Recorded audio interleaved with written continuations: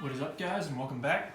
Before we get started with the USA and KMT July of 1938 turn here, I've got a couple of things that we need to clarify.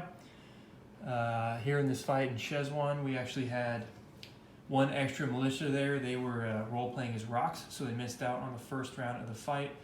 But we're going to go ahead and roll the second round of the fight there with that extra militia that I had in Szezwan. And then down here in Kwangtung, there were a couple extra surviving militia that would have survived the first round of the combat because of the mountain rules there. A couple of the infantry actually missed that we thought had hit. So I'm going to update these fights real quick. I'm just going to roll some twos over here, and we'll see if we can snipe any extra Japanese infantry here. We'll do the easy one first in Szezwan. So in that first round, I should have had one extra roll at a 2 because I had 2 militia there. So we'll just get that out of the way first. And I missed with a 4, so now we'll go right into the second round of combat. He's got a 6, 3 2s, and 3 1s. We'll roll the fighter first here. And he missed. So now we will roll 3 2s, miss those, and then 3 1s. And miss those. I will respond with a 2 and miss that. And we'll roll his 6 again. Round 3, that missed.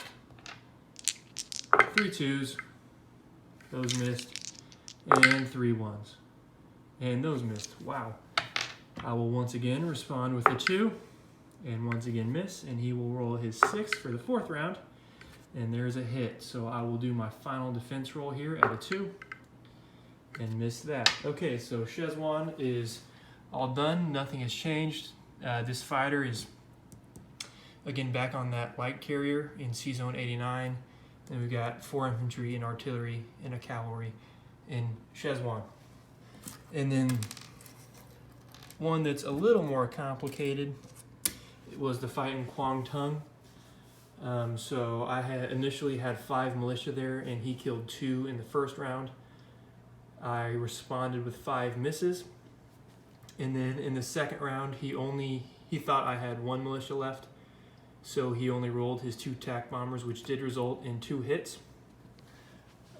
So I'm going to keep on rolling that first round to see if he gets 1 more hit here.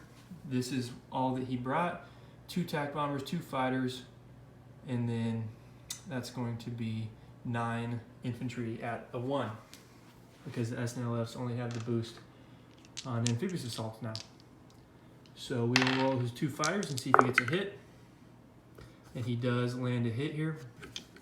And I'm only going to roll 2 defense rolls. Normally I would have had 3, but he already rolled 1, thinking that I only had 1 militia left. So we're just going to roll 2 twos here for those 2 ghost militia. And they will also miss. So nothing at all has changed. He still has the 5 SNLF, 4 infantry, and then the 2 fighters and the 2 TAC bombers, of course, flew back to Hunan. Okay, now we will get into the actual turn here, July of 1938 for the US and KMT. For our purchases, the KMT is going to be buying 2 anti-aircraft artillery via the Burma Road and 1 infantry with our $11 here that we've saved up. The US, of course, will be buying nothing. We're just going to sit on our money for now. And coming on over to our tech rolls, which have been horrible so far, but we're going to keep on going. We're going to try again for advanced mechs, try again for heavy bombers, going to try for advanced subs this time, waste another roll on strategic rockets, hit some wartime economy, and maybe someday we'll hit these attack transports. I've been rolling for those since the beginning and have missed every single time. So let's see what we get here. Looks like we got advanced subs. Finally did hit attack transports and then missed everything else. So we will just continue hitting 2 rolls every turn like clockwork, guys. Because I guess that's how American tech rolls. And then we have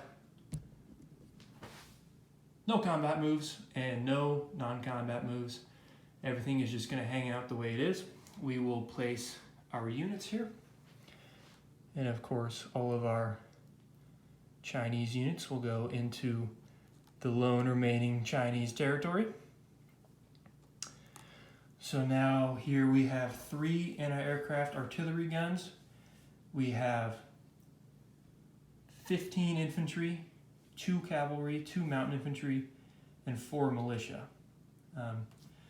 So I've did some maths on the odds here, and the odds say that if the Japanese were to attack me this turn with everything they've got, I will be able to knock out their ground forces before they are able to take the territory, meaning he'd have to lose even more planes to take the territory.